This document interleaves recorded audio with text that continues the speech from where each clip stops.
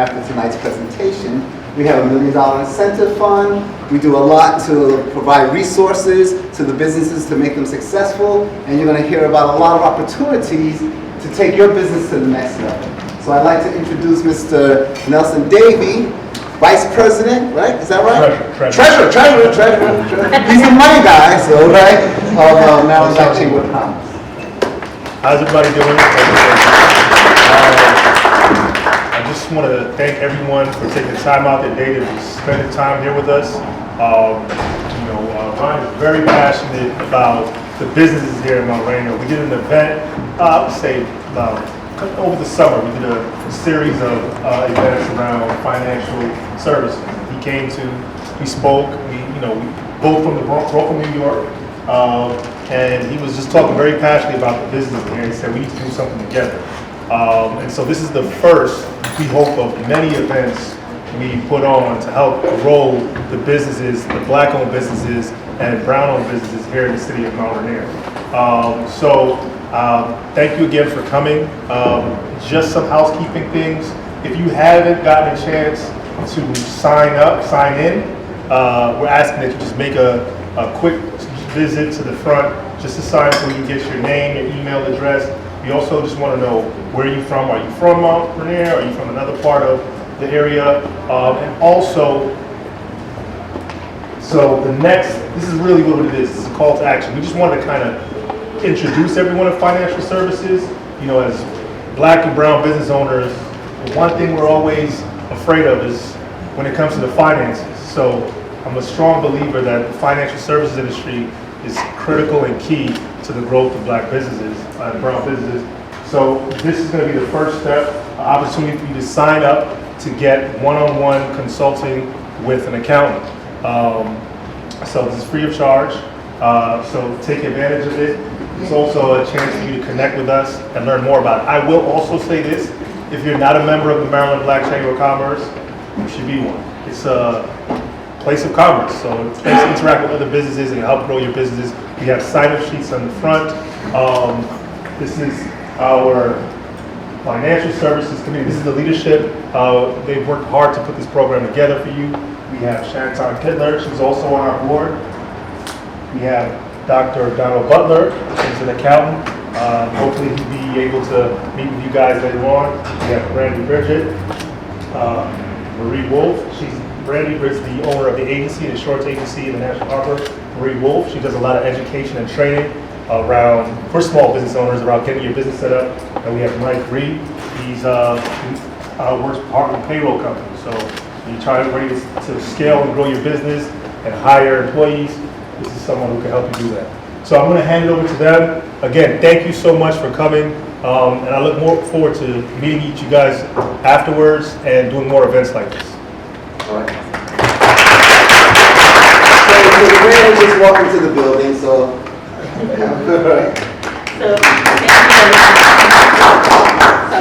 let me squeeze in. I'm not a big fan of giving nobody my back, so I apologize ahead of time, okay? So my name is Selena Benitez, the mayor of the city of Mount Rainier. I want to thank you guys for being here. And as you guys know, we heavily invest in what business is, what community is, and what will community be without businesses, right? You guys are the heart, the soul to make sure you guys find ways to continue to thrive in your dreams, and also to our wonderful partners, because they have answered our call time and time again to make sure they're here. The Black Chamber of Commerce is here, the Mount Rainier Economic Development is also here, and the various businesses that are also here. But it takes partnership for we able to do it. The model for economic development is winning through collaboration, and this is a perfect example of what that looks like. So we look forward to having businesses thrive here where your ideas and your dream are, and please take full advantage of the wonderful knowledge right here, all completely in front of you, that is here, as well as our Economic Development Department, because we're here to support you and help you and make sure you thrive. And I'm beyond excited to see so many friendly faces that I recognize also. So thank you guys for being here. We do have Michelle from Gateway CDC as well. This is the program manager for the Media Arts Lab. So that's Michelle. Thank you for making this space available.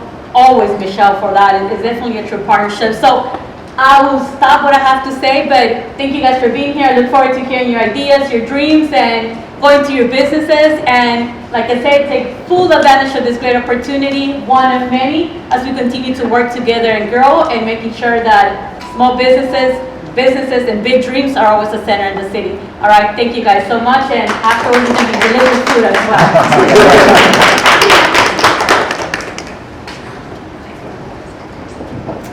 So good evening, everyone. As Nelson said, my name is Shanton Kittler, and in addition to being on the board of the Maryland Black Chamber of Commerce, in my daytime job, I'm the Senior Vice President, SBA Lending Manager at a community bank called Main Street Bank. I've been in banking for a long time, so we'll leave that. And I've always been in community banking because small business has been my passion. So I have a question for those of you in the room. How many businesses in here do we have that are either startups, wanting to start up, or up to 2 to 3 years old? How many do we have that's more than 3 years old? Okay, good. So I asked that question because I wanted to start with the pandemic. The pandemic really uncovered a lot of issues with Black and brown businesses not being able to get access to capital. And as a Black banker, it is my role in this community to make sure that I assist you in how to get that kind of access to capital. It's hard and it's not hard. What makes it difficult is when small businesses don't know that they need to partner up with their banker and they don't have a relationship with their banker. That's where it really starts. And in addition to having your banker on board, you need your accountant, you need your payroll person, you need your attorney, you need all these people to ensure that your businesses are successful. So I want to start with saying that if you're interested in getting financing to either expand your business, to start your business, to buy equipment, to, you need these home improvements, you have to start with having a relationship with your banker. Big banks, they're great for larger businesses. That's just the reality of it. Try to find a community bank that you can have someone to talk to have a relationship with, because that's where it starts. And you don't want to start with that when you have need. You always want to start that relationship prior to you having a need, because I get to know who you are and you get to know who I am. And so that way when you have a need and you come to me and you say, Shanton, I need some working capital. I've already been established with you and I already know how to go about doing that. So one of the things that I find in our community is that we don't want to pay to have someone help us with our accounting. We don't want to pay a bookkeeper to do our accounting properly, which is key to getting a loan at any bank. I've seen it time and time again when I'm talking to someone who needs a loan and they don't know what's going on in their business because they don't have good financial documents, and that's so key. So you have to have a bookkeeper that to help you know those day-to-day numbers, and a good CPA that can explain it to you. Don't just have your CPA doing the numbers, understand the numbers yourself. So that is something that I want to say is very key to what we do. And I find too many times it's just not there. I'm going to give an example of a client that I'm working with right now. He's a general contractor, and every time I ask for something financial related, he has no AR aging. He doesn't, he can't really explain it to me. And I've had to have him do his P&L statement like 10 times already. That's frustrating, because to me, if you don't have what you need to get financing, then I can't help you. So make sure that you have a good bookkeeper, you have a good accountant, and know your numbers, know where you want to go. Have a business plan put in place. Make sure that you have your projections for where you want to grow the business to, because that's always important. Those are items that I take a look at on a day-to-day basis, and those are things that are asked of you. Another important thing, I'm trying to decide what's most important, because I only have 10 minutes to do this, and it's so much information, and I'm trying to figure out what's most important. The next important thing is you personally. You are going to be required to guarantee any loan that you ask for. So make sure that you know what's going on in your credit report. I shouldn't have to pull your credit report and find that you have a bankruptcy or you have 10 collections and you're currently past due. Those things are things that you should already know that's on your credit report. And if you do have credit issues, be prepared to answer to them. We know that so many things go on. You can have medical issues, life challenges happen, you get divorced, your wife or your husband take you for everything that you have, and now you've had to file for bankruptcy and now you're starting all over again. Make sure that you have a letter already prepared to address those items. So you know what's on your credit report. Keep your credit together. The other things that we find that is an issue within our community especially is that you don't think that you're supposed to have any kind of cash flow or liquidity. I need to speak up? Yes.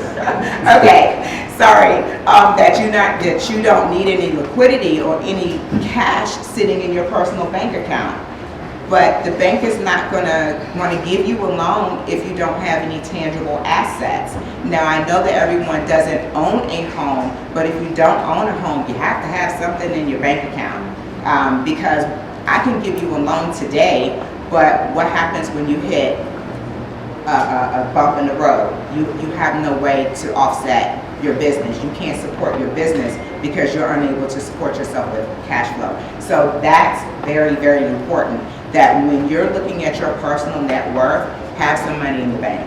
It does, and we're not saying hundreds of thousands of dollars, but it's always a positive look when I know and I can look at your account and say, okay, you have a couple of $1,000s in the bank, or you have some money in your marketable securities or in your 401k plan, and if you do have a home, that you own your home and that you're paying it on time. So those are things that I think are very important to getting access to capital. If you have any additional questions about what else is needed, because that's just a tip, I am here to ask if you can ask me any questions. And even if you don't come to my bank to get a loan from me and you go somewhere else, I am always available as a resource, because I'd rather see us as a people do better and be there with our counterparts. So I'm always willing to answer questions. So that's it. So Shanton brought up a very good point. This also is a survey for us to give you some feedback.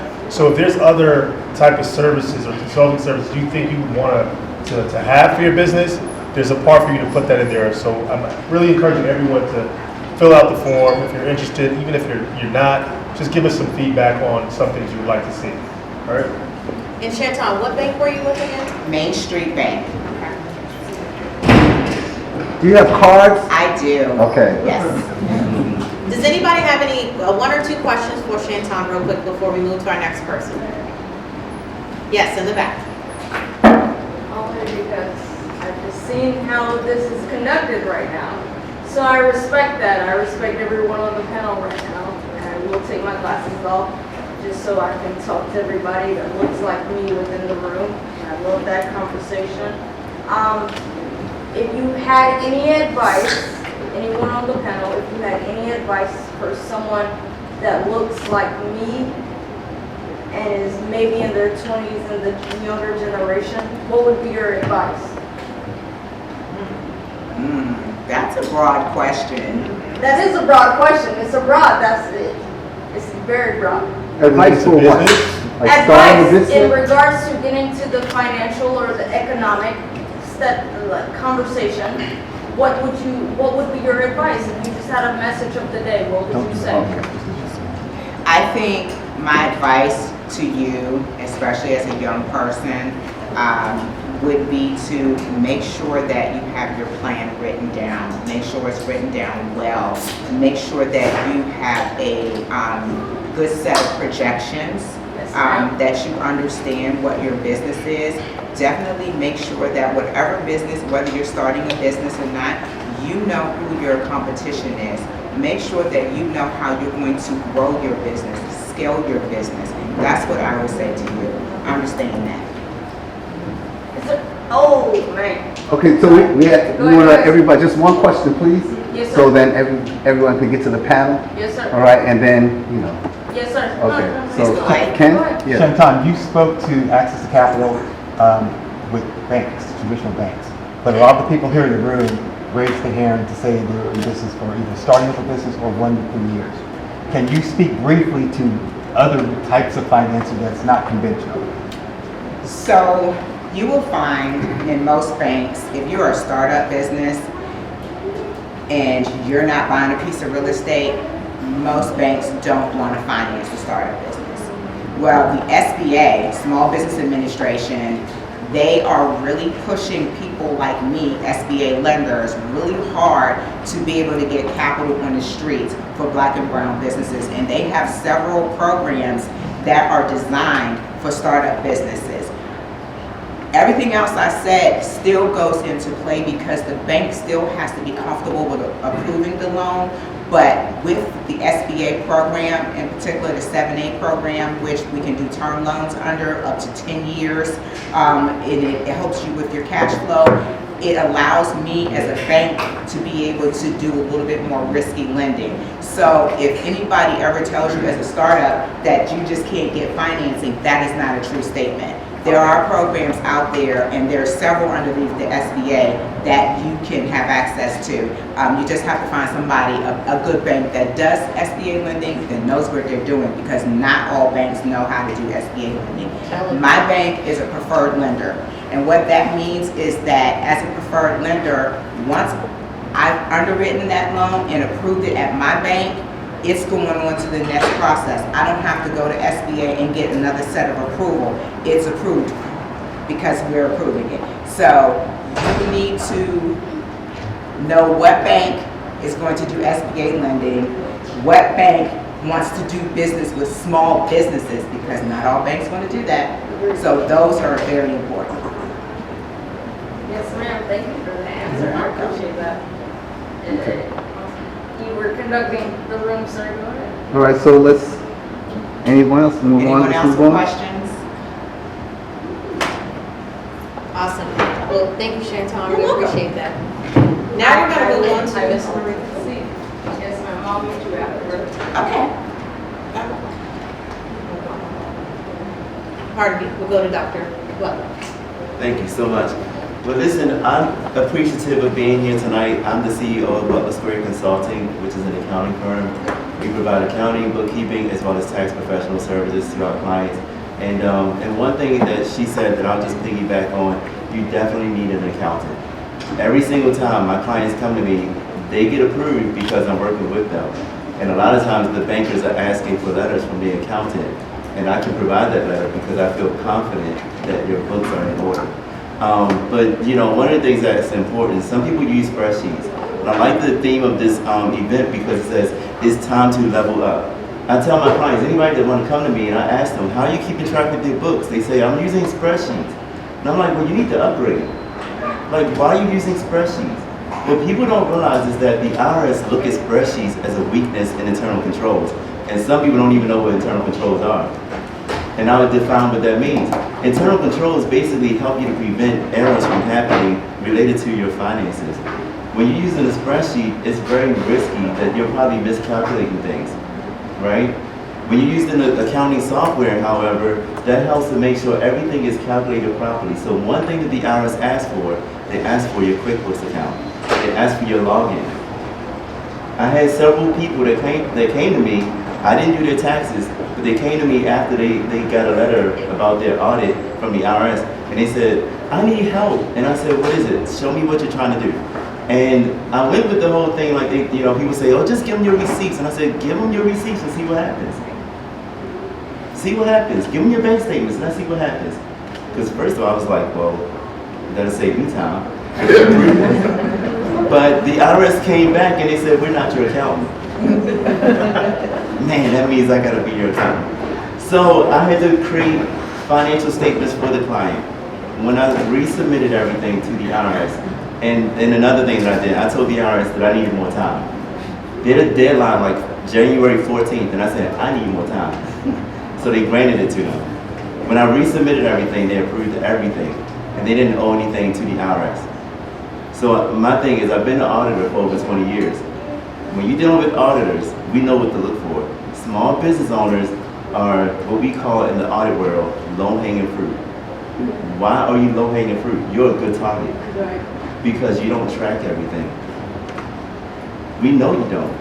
You're out trying to make money. Like she said, you know, we're asking for financial statements. She going to a person asking for their P&L. Your P&L is a reflection of what's on your tax return.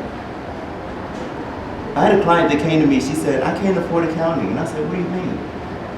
And she said, well, I pay this $5,000 bill every quarter to the IRS. Sound like you need an accountant.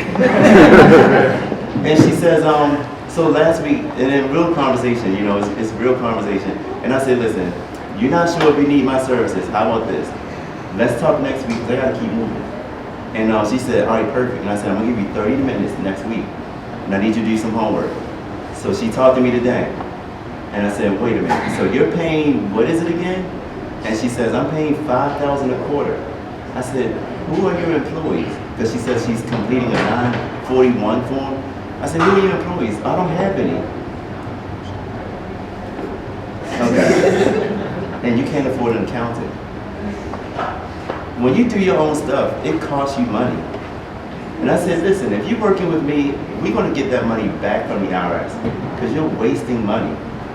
And she said something earlier too. The IRS incentivizes you to use other people to help you in your business. So why not use something, use an accountant, use a professional, use legal team to help you with your finances.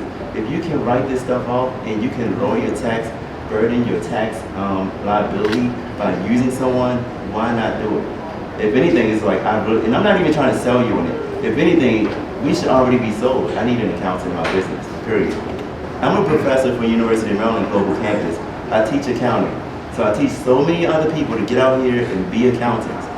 But one thing that's important is having somebody that you know that you can trust. I have millionaires as my clients. And some of them talk to other celebrities and they're like, if you have an accountant that you trust, keep that person.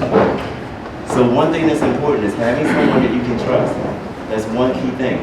Do I trust my accountant? How do you know you trust your accountant? I'll give you the other point. You know you can trust your accountant if they're willing to teach you. And I tell people, listen, you tell me that somebody told you to do something, show me black and white where it's located. Because I can go and show you where I got it from, and we can figure it out all day, you know, which way we're gonna go. So my thing is I try to teach my clients. What I do is I go on YouTube, I share videos with my clients, I invite them on Zoom calls, so that way they can understand, like right now is a crucial part of the year. It's a very crucial part. Whatever you do right now dictates what you're gonna owe the IRS next year. Planning, that's so important. And the other part, like when you're working with someone, for me, I always tell my clients, like, I mean, this is just a bonus. Like, how can we build streams of income in your business? Because if you rely on this economy to dictate to you whether you're going to be successful or not, you got to have a game plan.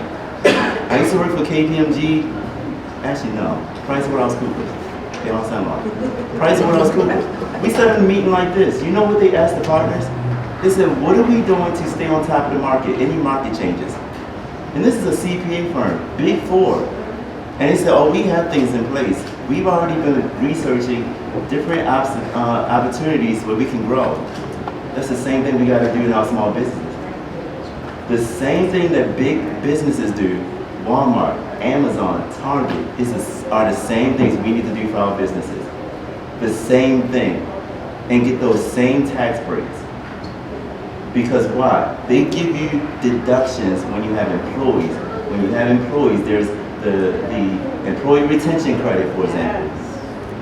And it's like, am I working with the right person that's telling me about the employee retention credit? That's what we're here to do. So this team right here is a fantastic team. I'm not just saying that. I don't connect with people that's not like top notch, because that's my reputation. But this team right here, great people. So definitely connect, and any questions that you have, we're here. Thank you.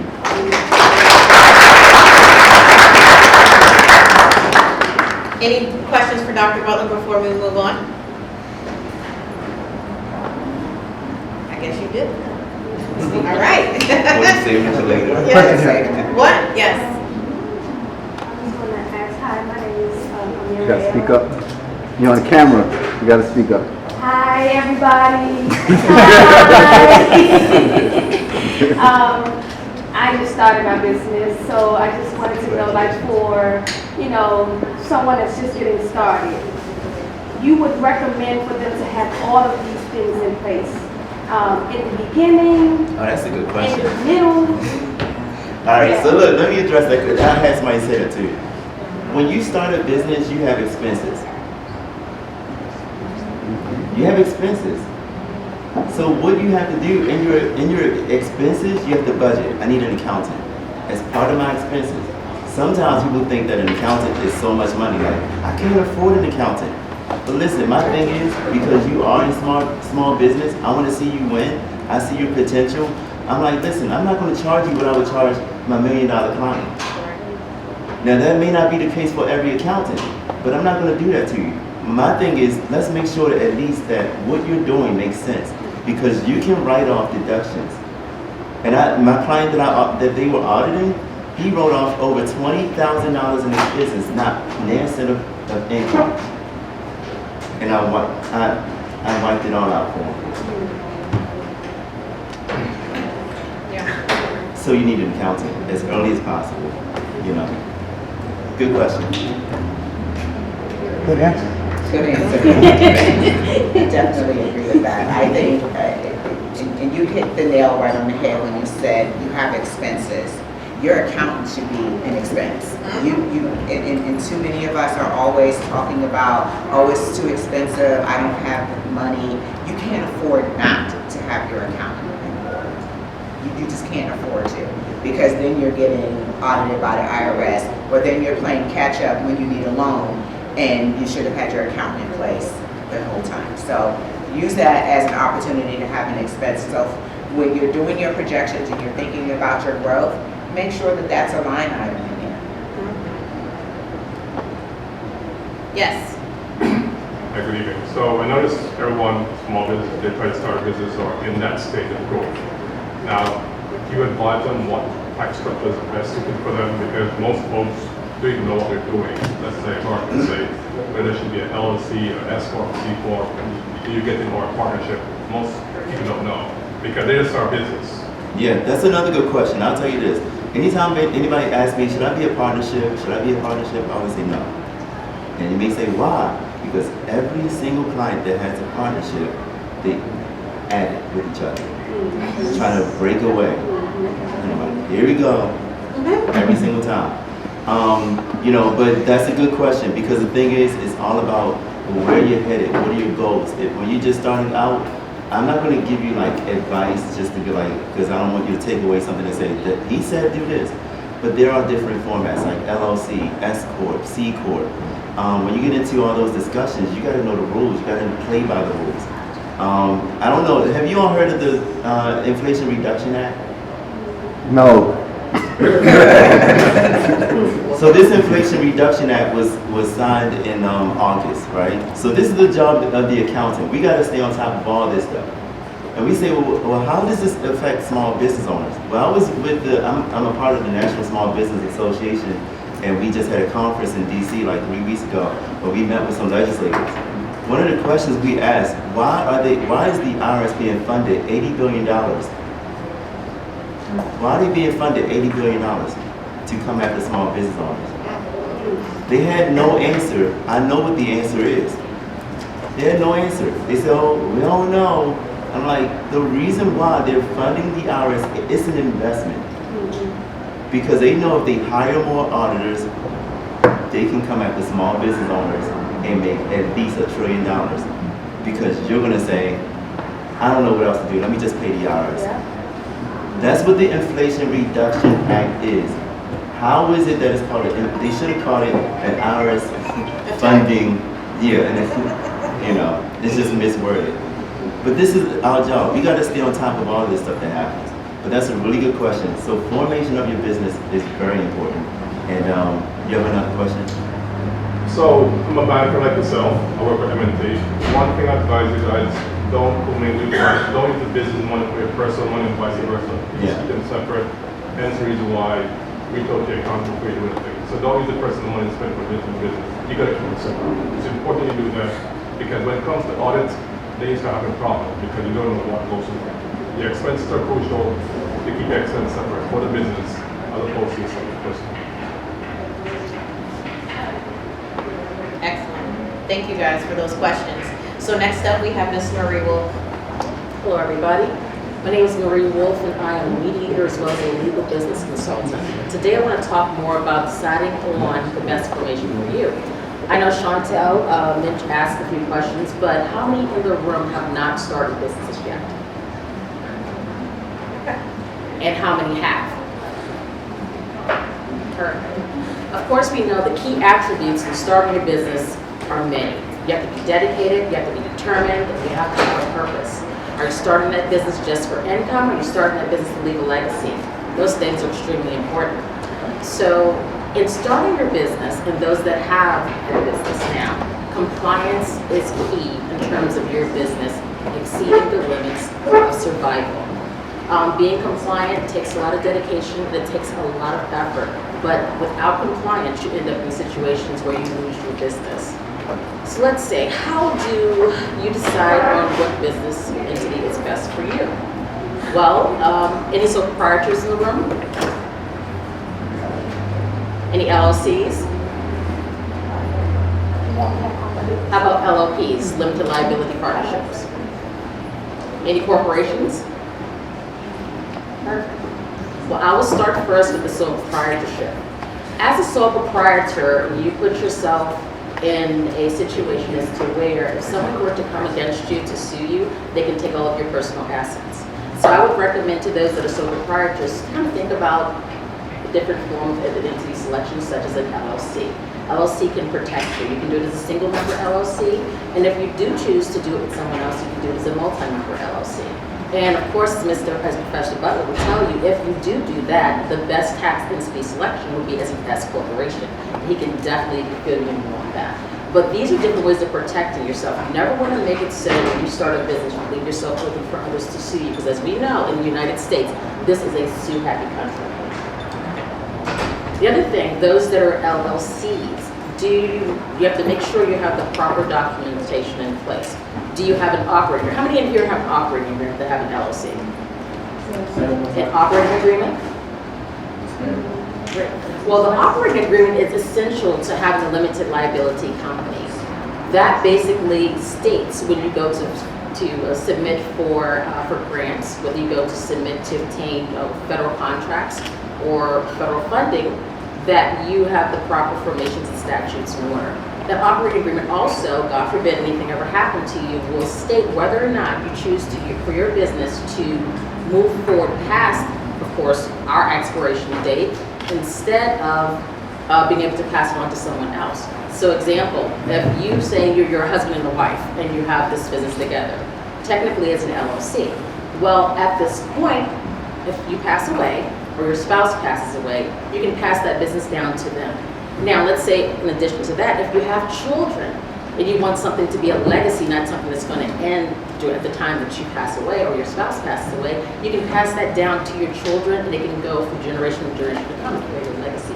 That's the key thing we have to make sure to do, especially as Black and brown people. Because what is a key thing that most people think we're not going to do is to create legacies. Legacies start now, and it's the best time to build it. So those of you that have not started businesses yet, the key four, as I call the big four, in terms of numbers would be obtaining your EIN number, which is your employer identification number. Prior to doing that, you want to make sure you pick a trade name. The trade name is the name of your company. What we don't understand is that the name of your company is key. It becomes a brand.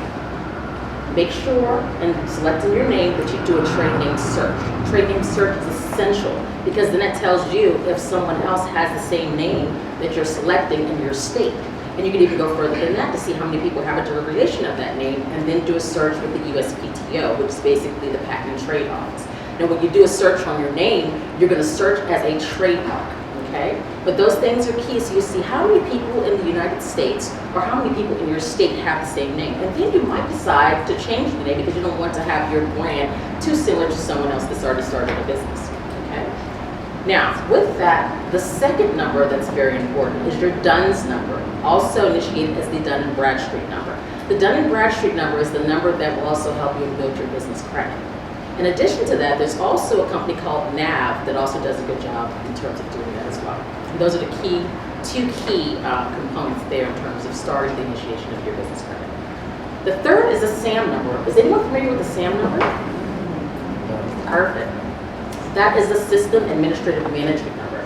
That is a very important number if you're interested in providing a service to the federal government.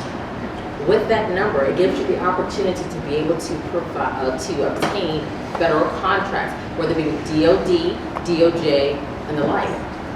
Now, with obtaining that number, you also can qualify for federal grants. Very important number for you to be able to obtain, okay? Now, prior to April of 2022, the DNB, which is the Dun & Bradstreet number, was the conglomerate that was utilized in terms of obtaining your SAM number. Now the rules have changed. GSA is now requiring you to obtain what they call a UEI number, which is the Unique Identifier Number. That's going to take its place from this point. Now, those are 4 key numbers, not the only numbers that you need, but 4 key numbers in terms of initiating your business if you are also interested in moving forward to obtaining federal contracts. But has anyone heard of GSA? General Service Administration. Okay, so the General Service Administration basically is also another conglomerate, okay? Now, they offer majority of the services and contracts for products and other services. I say for cleaning companies, janitorial companies, and things of the like. However, with the GSA, it takes a little longer to get the number, but it's worth its weight in gold because when you do, it opens you up for a multitude of opportunities. Now, we skipped around a little bit, but let's go back to the formations. So we talked about sole proprietorships, a little bit about limited liability companies. And of course, as Professor Butler mentioned, the partnerships, okay? Limited liability partnerships are essential in terms of you making sure that you protect yourself. It doesn't matter if it's a family member, it doesn't matter if it's, well, I can't say, let me say spouse, but it doesn't matter if it's a family member or your best friend. You have to have certain disclosures in place to protect yourself.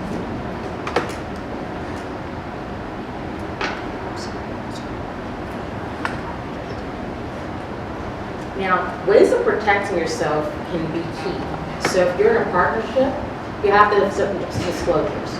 Partnership agreement. Of course, if you have an LLC, if it's a multi-member LLC, you want to have that operating agreement that states exactly how you choose to operate the business, as well as to who you choose to leave it behind too. You also want to have essential documents like a non-compete, non-disclosure agreements, things of that nature in between your partnership as well as with your customers and clients. Those things are important. It protects you from liabilities down the line. Now, insurance. As a sole proprietorship, do you have insurance? Business insurance. That's also key. Knowing what type of insurance, which Ms. Bridget's going to talk about more, but you want to make sure you have the proper insurance in place, especially if it's a service-related business. You want to have your errors and omissions. You also want to have your general liability.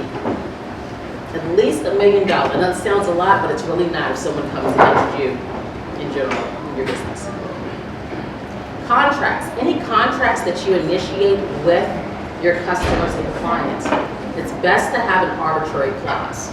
That way, it prevents, in some cases, if they agree, from them being able to go directly to sue you in the event that something happens or takes place. A mediatory clause and arbitrary clause basically makes it so you both have to come to an agreement, go to an arbitrary association, and try to work it out.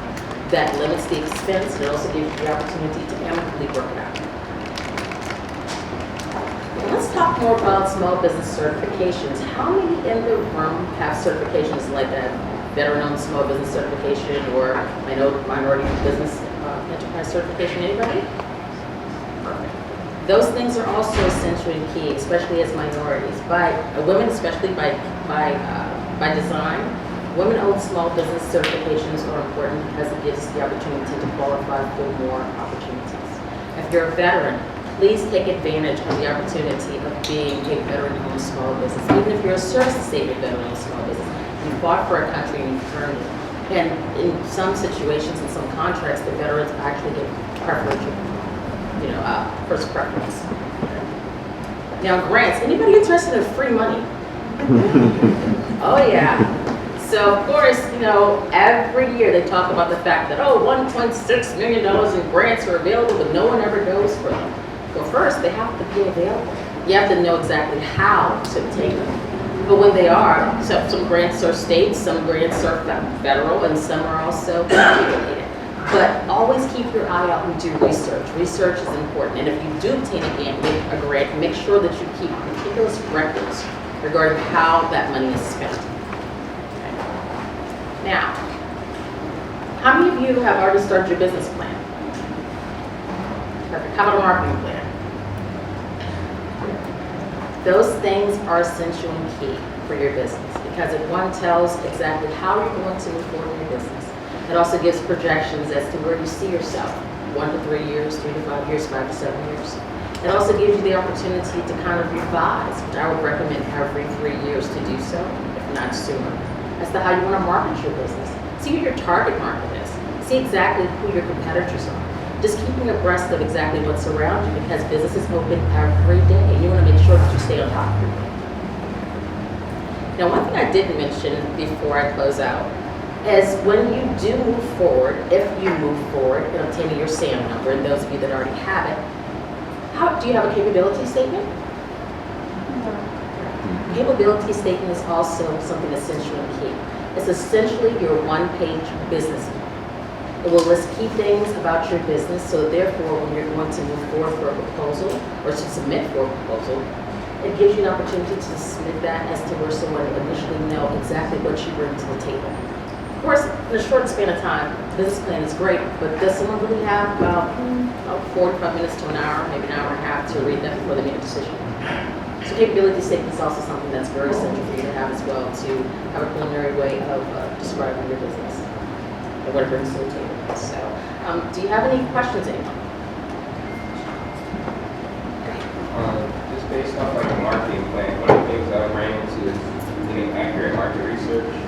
So for a small business who doesn't really have access to all the understanding of people who are operating within the service, not a product-based business, there's like some resources you would say to get that market research. Very good question. So may I ask what type of business you're interested in starting? How do you start? I've started already. I run a media production company. I like that. So of course, you want to look at your target market. You want to see within, I would say, people say within a 50-mile radius, you want to know who your competitors are. Then you want to know who your clients are. Then you want to make sure to do the research in terms of the services that pretty much you can bring to the table for them. Make sure you do research behind everything. Also, in terms of the age variant, how many clients between ages 18 and 25, 25 to 50, 50 and over will be clients that you can go ahead and market to. So that would be 3 key things that I would start with. So I was told in the state of Rhode Island that a lot of the sole proprietor, the small businesses were going to be pushed to be LLCs starting this year.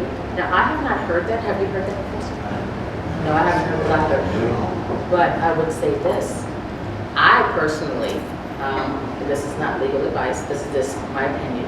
I personally, if I were a sole proprietor, I think about my personal assets. I would think about if someone decided to sue for any reason whatsoever. People don't have to have a reason. Okay? How would that affect my family, me, my assets, and my way of life? So that, that would be the barrier that I would think of. But I would definitely recommend for anyone sole proprietor to take that step to move forward and become a limited liability. I think that may be pertaining to grant opportunities and such, if they want legal formations moving forward, so I think that's where that's being driven from. Where can I find my EIN number? Well, technically, you mean in terms of after you have obtained it, right? No, how do I obtain it? Oh, how do you obtain it? Okay, you can do this yourself, actually, but it's also important when you do obtain your EIN number to have several key sources of information. One, you can go to irs.gov. Online, you can obtain your EIN. There's a section below where you can obtain online. But when you do, you want to make sure you know exactly what type of entity selection is best for you. You want to be able to make sure that you have key sources of information available that you can input. And honestly, if you have an accountant, you'd also want to ask them prior to the proper way of completing your EIN. It's easy for us to do, but the thing is to make sure you do it compliant. If you had another EIN number, like I opened up a business because I was just opening up a business, didn't know what I was doing, but I still have that EIN number, is that EIN number still active? Or, what do you do with it after you have started a whole other business? Now, have you submitted any tax returns or anything with that business? Right. So what happens is with the EIN, you can never delete an EIN. You can send a letter to IRS if you want to and state that you are not, going to utilize that number, but it does not disappear. However, pretty much you don't have to worry about doing anything with it as long as it's not utilized. And then again, think about it this way: it could be 10 years down the line, and you say, you know what, I think I want to go back to that business. You still have your EIN, you can move forward. And I'll just piggyback off what she just said. Like, anytime I work with a client, I ask for their EIN letter. Because a lot of times, you think you know a form needs to be found in your taxes, and then I find that sometimes it's wrong. I found that, clients have been penalized because they were supposed to file, like, partnership 1065, and they've been doing, I found this out. Somebody said, why am I paying you? And I said, wait a minute, hold on. See, I'm an auditor, so I can find anything. I said, you've been filing your taxes as a Schedule C. Where's your EIN letter? And so I got the EIN letter.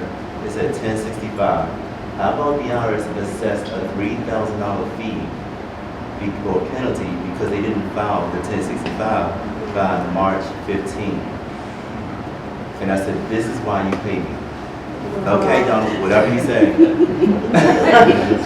Just like that, like seriously, that EIN letter says everything that we need to know about your business. Also, when you do your EIN number, when you select, like some people think they have employees. They're like, yeah, I have employees. It's so exciting to think you have employees. You have employees, they're gonna put that you need to file a 941. If you don't file that 941, you're gonna be assessed a penalty for that as well. So you gotta make sure you file it correctly, but keep that EIN letter handy just in case somebody needs it. Like your banker. Yeah, see, there you go. And your accountant. And your accountant. And the last thing I'll say about this is that those of you that are LLCs and decide, you know what, I think I want to grow my company a little more, I want to become a corporation. Once per year, the state of Maryland will allow you to change your entity selection for your business.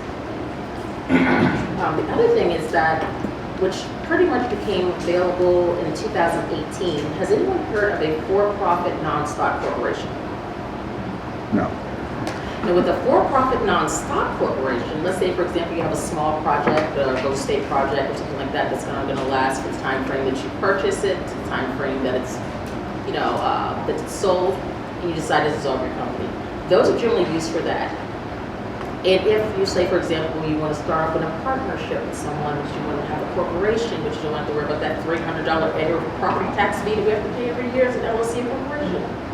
That's another way. You're still a for-profit, but you also can file as a non-stock for-profit corporation to eliminate that $300 annual property tax. Annual due. So that keeps you in good standings. I'm sorry? So that keeps you in good standings with the county, It keeps you in good standing. You may not have to pay that fee for short term, but you do have to make sure you file on time. April 15th. I was going to ask, can you say that you have, what do we call them, employees? Or do you say you have employees because you're paying them? Alright, so look, that's a really good question. So I have a client who was being investigated by the Department of Labor, okay? And this is why I say you need an HR department. They do behavioral health. Behavioral health, they make a lot of money, and she got a lot of employees and contractors. She thought it was okay to pay somebody as a stipend. So she told the Department of Labor, this person lives in the house, and I'm paying them a stipend, And so the Department of Labor did their research. They cited her on she violated 3 sections. One was that she was not paying them minimum wage. 2, she was not paying them time and a half for time that they worked overtime. And 3, she did not have documentation. And I said, you have to be very careful how you use the word employee, because then if you say employee, then you're dealing with, are they hourly, are they salary? And then if you're going to call a contractor employee, the IRS will make you take everything you paid that contractor and turn it into a W-2, and then you're going to owe your portion of Social Security and Medicare taxes. So it can be very costly if you play around with payroll. So you have to define what they are. If they're a contractor, they're a contractor. What should you have with the contractor? You should have a contract. But if you treat them as an employee, the IRS will determine that they're an employee, and you have to backdate everything and change it into a W-2. So you have to be very careful. And there are 2 different types of employees. All right, somebody's blocking somebody in a paid parking space. Nissan Altima Black, 4EA 9417. All right, 4EA 9417. You're blocking somebody's space. So when we start out, we don't have any. You can have them as contractors. Contractors are paid as 1099s, so you don't take taxes out. Employees, you have to pay them via a paycheck, and taxes have to be taken out. So Social Security and Medicare for the employer's part. And for the state part, you have to pay like unemployment insurance, and make sure you have your state employer ID number, so that when they pay the state, or you get that state withholding, you can pay the state their portion. So it's a lot of things. You need to hire him. And we have Marie, we have our team. That's why you need to sign up for your free accounting support. So the flyer's back up. If you still need to take a picture, please feel free to do so. The surveys are here. We're excited for all the knowledge. If anybody. And we have printed copies as well. We have some print copies as well. Yeah. Okay, we're gonna move on to. Anybody need questions? Good evening, everybody. How y'all doing with Nolan in? You doing all right? Yes. All right, I'm gonna keep this kind of brief. How many researchers we got in the room? Show of hands. Researchers? I didn't think so. Nobody likes to research, right? I didn't like to research either when I started my business. Small business in Chicago. Oh, by the way, I'm from Chicago, Chi-Town, go Cubs. By the way, I'm the United States military. I'm a Howard graduated in 1992. That's right, 8 years ago. I know everybody knows somebody that went to Howard and actually graduated. Now, I failed accounting. I graduated but I failed accounting, so that's why people like Dr. Butler are important in my life. I still can't. My accounting instructor took pity on me. He's like, man, just take a grade. So I had 3.25 and got on that. So, I'm Michael Reed with Heartland Payment Systems and Heartland Payroll. So I'm going to speak to y'all from a humanistic standpoint. I'm human, just like everybody in this room. I know there's a lot of information, much of which these fine, talented folks have already stolen. Somebody was going to say that. I have nothing to say now. So I'm going to try to tie it all together, I guess, for you as a former and current business owner. I own my portfolio, so when I bring a client on board, it's a client. It's not an account. It's not a customer. The language is important, how you refer to people. I work for a publicly traded national payroll company. Huge, number 394 in the Fortune 500, but you would never know it because nobody's ever heard of us, and that's on purpose. I often share with people that the best stuff in any industry is often the stuff that's The advertising, anybody you see on TV, every 10 minutes in a commercial, come on, man.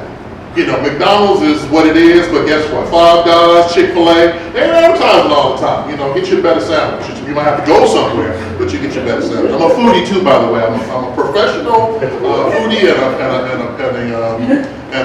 a cook part-time. I do enjoy my food. I was gonna wear a suit, but I couldn't get it for it. I was like, oh. That's that COVID weight. Some of y'all got that COVID weight. So I do payroll, and I work with all these folks and folks like these for many, many years. I've been in the business for 25 years. I sleep, eat, and drink this stuff. I've got 300 testimonial letters that I've got clients to write for me over the years. I'm pretty good at this stuff. So I'm gonna speak to you all from the standpoint of that fear and that passion that we all bring to our entrepreneurial journey.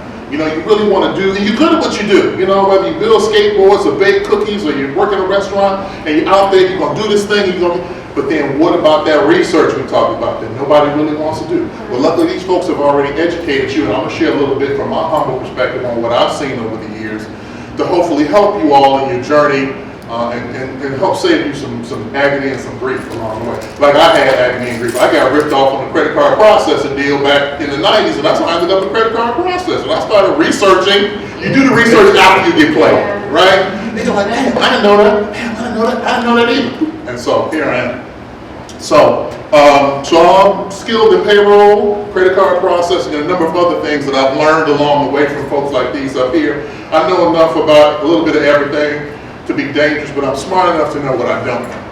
And so when I don't know something, I'm a resource, and I bring folks like this to the equation so that you guys can get 100% of the correct information from experts, right? Marie talked about compliance. Dr. Butler talked about the 3 people that you don't mess with. My uncle told me about. Anybody know 3 people you don't mess with? The I, the R, and the S. Don't mess with them. So in my role as a payroll expert, I give you a couple things as a small business owner. So whether you're thinking about doing your own payroll, that would be like representing yourself in court. Would you hire an attorney, or would you try to represent yourself in court? Anybody gonna represent themselves? Anybody here? You hire an attorney, why? Anybody? Put your hands don't want to go to jail. You don't want to go to jail, right? You let the attorney speak to the prosecutor. You let the attorney speak to the court on your behalf. They're in the system. They make the case. They're respected. Like Dr. Butler makes that phone call to the IRS for you, and you get relief. He gets you time. You make that phone call to the IRS. They already know, oh, I got a simp on the line. It's going to be real quick. We're going to scare the hell out of you, and that's going to be the end of this conversation. And you're going to pay. So you want to put as many people from a standpoint of, from the standpoint of just protecting your interests in your business between you and people that can take your money. Dr. Wilson talked about the Department of Labor. That was you, Dr. Butler? Again, EEOC, OSHA, all these government agencies, Department of Labor, that will put you in a situation where I've seen people get fined tens of thousands of dollars. I ran into a gentleman with a nonprofit that fined $700,000 for what? Calling his employees contractors, and he did it for almost 10 years. By the time the auditor showed up and started laying them numbers down, he's like, Mike, I just got slammed for $700,000. I was like, oh my God, that's the biggest I've heard of. Rick Ross's company, the boss, Rick Ross, he got sued for $250,000 for messing around with the paid time off or whatever else he was doing, founding farmers. It happens. Now, it may happen on a big scale, and sometimes people will go, oh, well, I'm small. That's not going to happen to me. And I can't tell you how many times I hear that, and I hate it when people say, I'm too small. I don't need to, you don't be too small to protect your investment. This is your passion. This is what you bled, you got sweat and tears in this thing. Do you want to lose it because an employee calls EEOC because it's a hostile work environment? And some people are smart enough to know what to do, and they're already, you didn't do a background check either, did you? You don't even know who you hired. So it was all set in motion, and now you sitting, crying somewhere over a drink talking about nobody told me. I didn't know. Well, that's why we're here. I give out lots of free advice, whether you're my client, whether you're my client or not. Everybody's not my client, but I'm happy. Here's what I found after 25 years of doing this. We pay the most for everything in the black and brown community, and we get the least. That's what I know. So whether it was all this foolishness about PPP, EIDL, the Economic Impact Development Loan, now we got ERC, the Employee Retention Tax Credit, all this stuff, all these acronyms get thrown around, and don't nobody know who to trust. I would submit, if you have a question, call me. Call Dr. Butler. Call people. I find that people either talk to people who don't know what they're talking about, or they Google, or my neighbor, Sister Chicken Wing down in church who used to work at Coca-Cola 15 years ago, and her skills are current. God bless her. She's a great lady. She wants the best for you. Call me. I'll help you.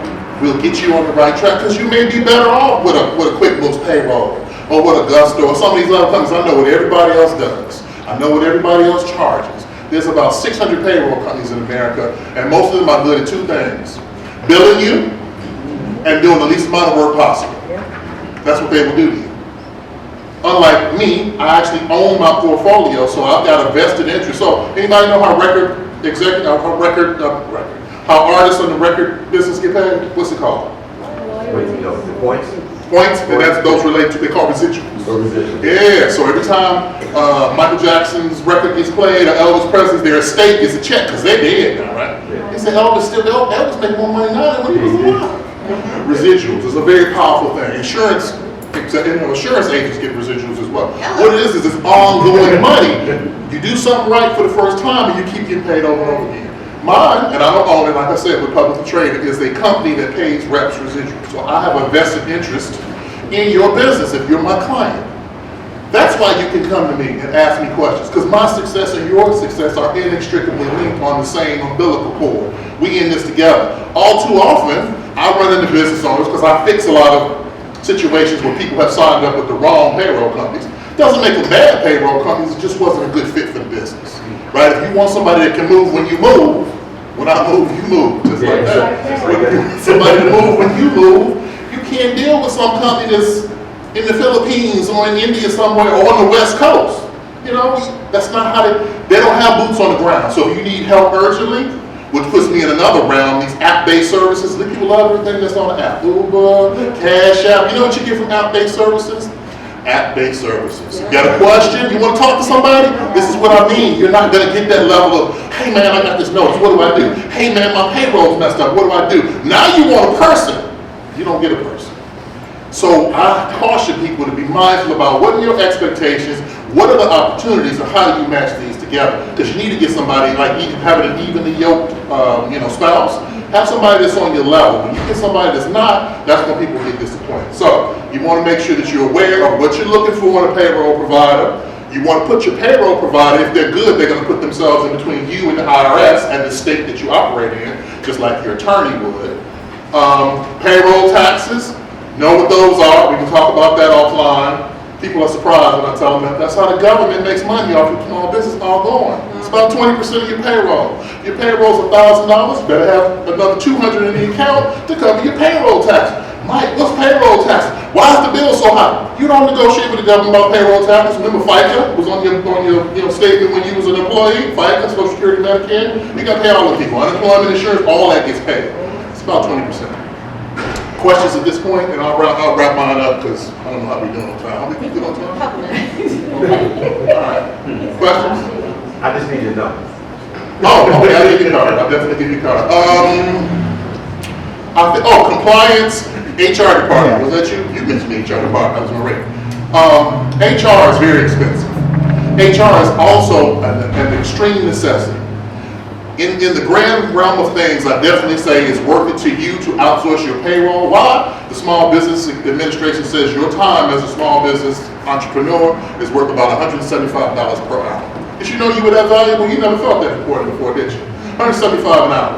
So if you're doing a task, and this is in general around a lot of the tasks in your business, if it's worth less than $175, if you're doing it yourself, because we have a tendency to like to do things ourselves, I don't want to pay for this. I can handle this. I want to do it all. If you do those things that are worth less than $175 an hour, you're losing money indulging in that thing, whatever it is.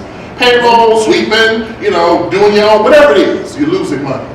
So what I submit to a client is, hey, listen, here's what we want to do. We're gonna shift the liability from you to us.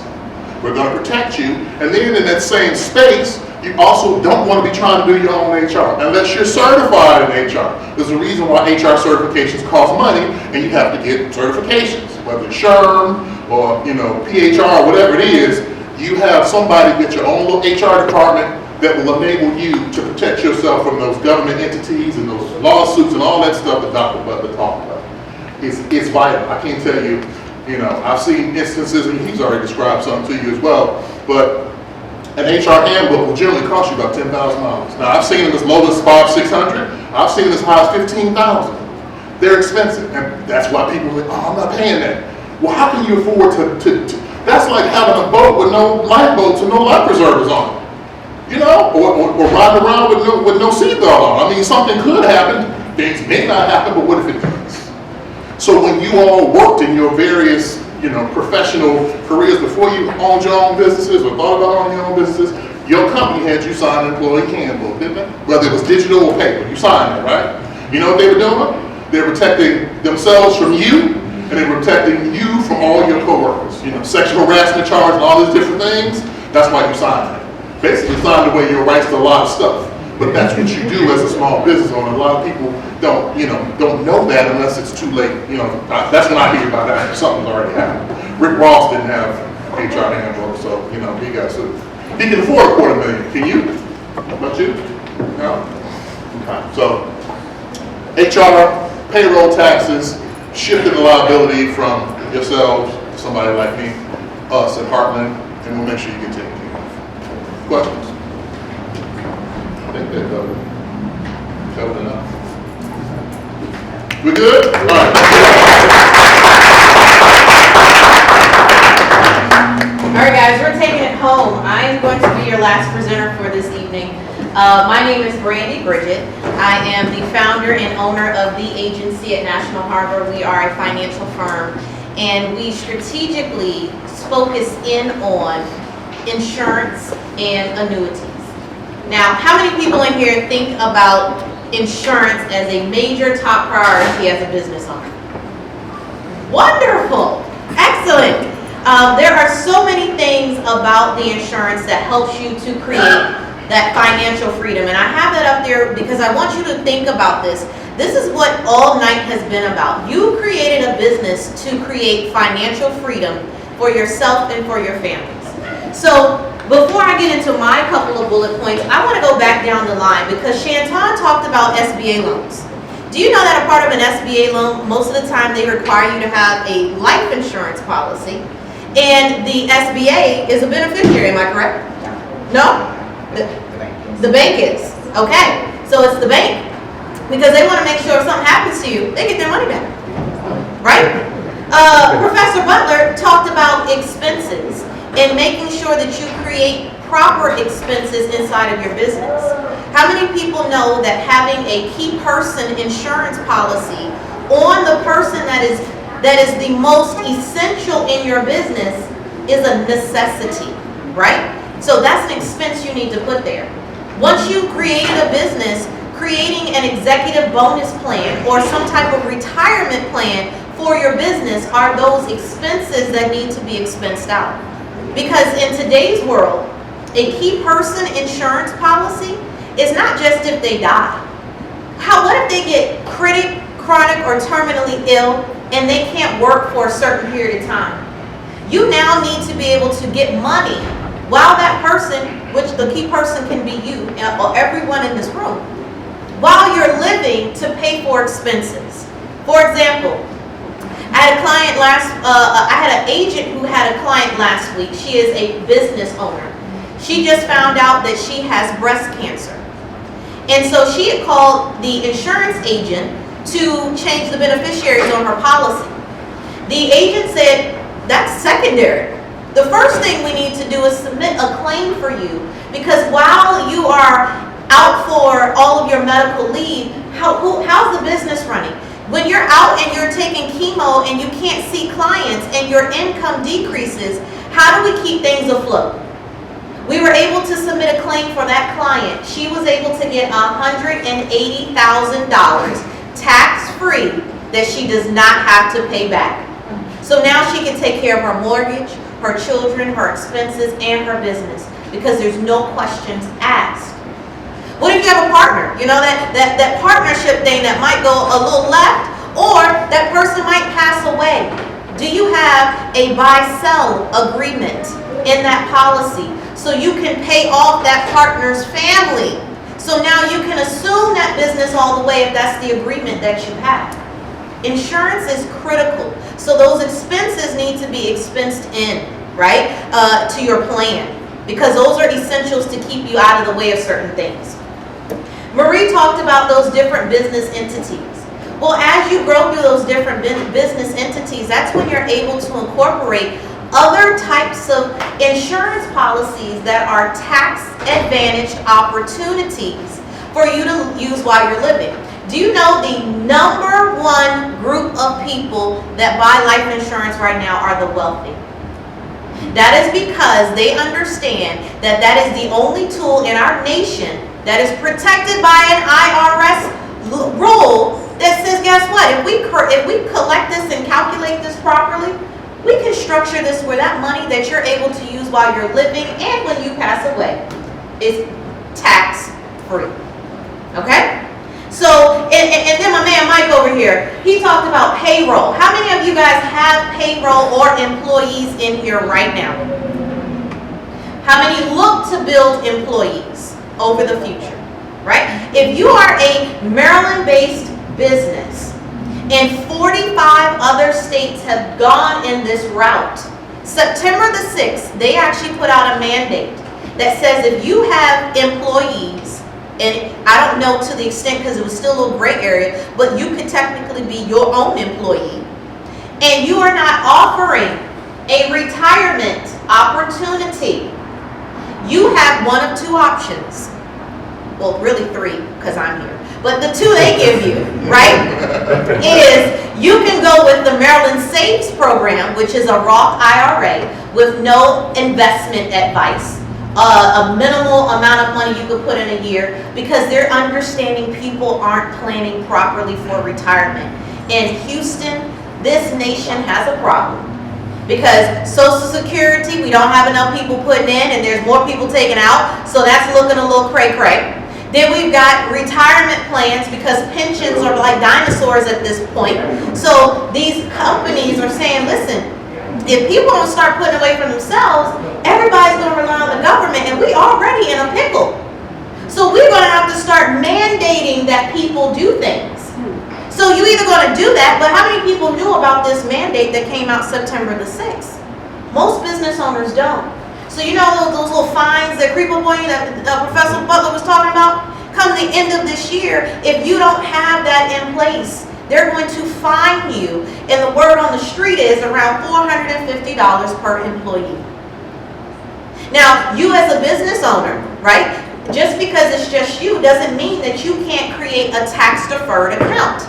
There are solo 401ks, SEP IRAs, and all those types of things that an insurance person can actually assist you with, right? So while we're putting together and buttoning up your entire plan, and so that's really, I had a whole bunch, but we've covered so much tonight, I think I'm about to explode because I'm so excited from everything that we've been able to talk about. But I wanted to wrap it up because as you see, every single one of us up here are intertwined. Most of the time in other communities, they're able to go to something called a community family office. Anybody ever heard of that before? Okay. Usually you got about 10 million in net worth. You come sit down at a table like this and you've got your banker, you've got your tax professional, you've got your state attorney, you've got your business attorney, you've got your insurance person all sitting at the table. And they've all had a relationship and they talk about you as an entity and they cover you from the front, back, side, up, down, and around. So you can create what we call dynastic wealth. Well, it's time to change the narrative, and that is exactly why we're here this evening. Because we want to create this quasi-community family office for every business person out there. Because if you don't have these key principles, your business has holes, and you are creating it on quicksand. And so why not be able to leverage an insurance policy for pennies on the dollar sometimes to say if something happens, I'm going to use OPM, right? I'm going to be able to collect that at that point. That's other people's money. You know about that, right? And why not say, you know what, I need to start from the beginning getting my books right because as a business owner, once you start moving, that train never stops. And it's like, okay, I want to get with an accountant, but, and it just keeps stacking up. I want to make sure my business formations and I'm doing things right because I want to expand. I want to get into the government sector. Everybody in here has an opportunity to get some of those nice, good government contracts. You just have to know how to be able to leverage those.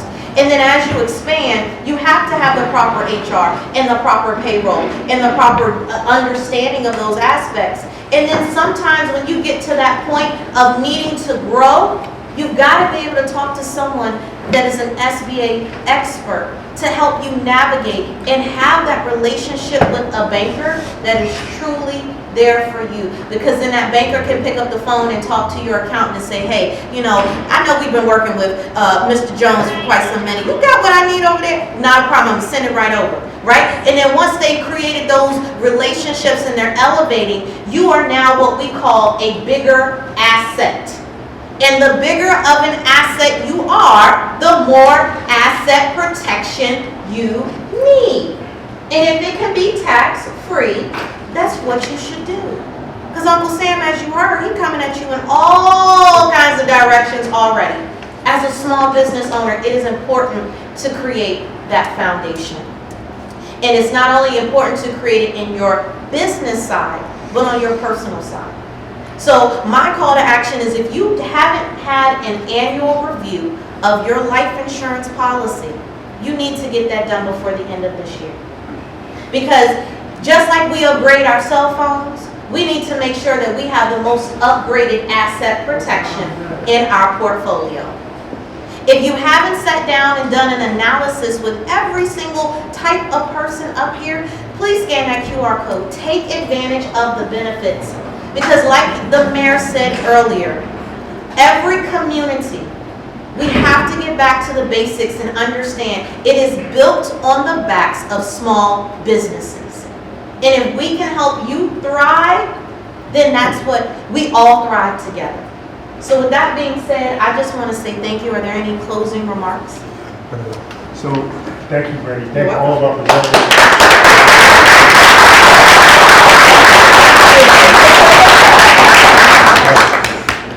So I know it was a lot of information, you know, and I know I see people taking notes, and it might have been a lot to digest.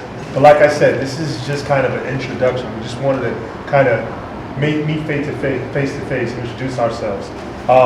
So again, if you have problems with the QR code, you can either grab a flyer, I'll leave them out, or fill out one of these. So thanks everyone. We have our president of the Maryland Black Chamber of Commerce, our chairman of the board.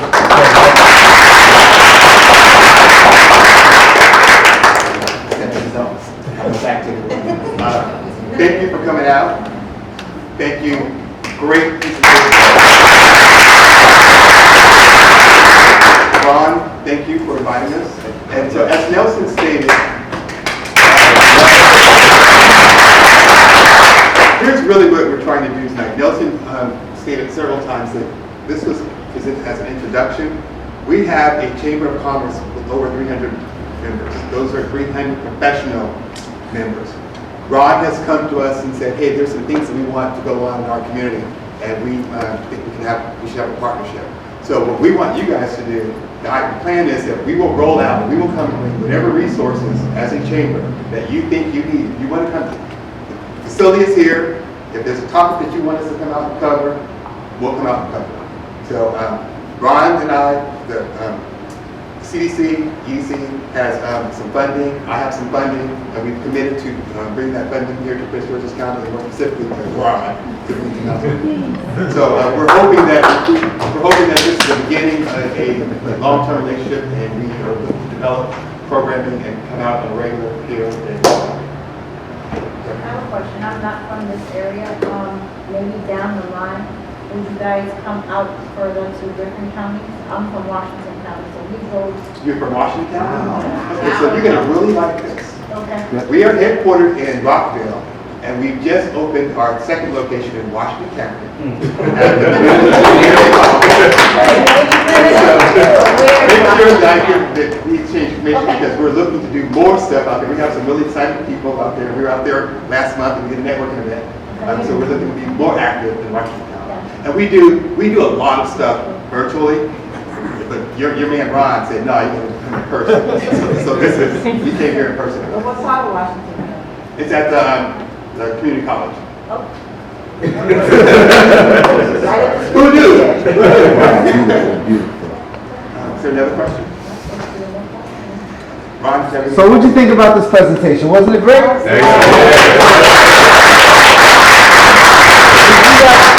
More in-person presentations or more virtual? In person. In person. It's because of the food, right? No. It's what, both? A little bit of both? The connection is better. But in person, the connection is better? Yeah, We did a okay. lot of virtual during COVID. Yeah. Okay. Right. Very We'll be cool. adding everyone in the room onto our database, and you'll be getting information on all the virtual stuff that we do. And we have turnouts like this, we don't mind coming out. That's right. So, thank you, you're a great audience. There's plenty of food, so we don't want to waste anything, right? And now's the opportunity to network, get business cards, do your thing, all right?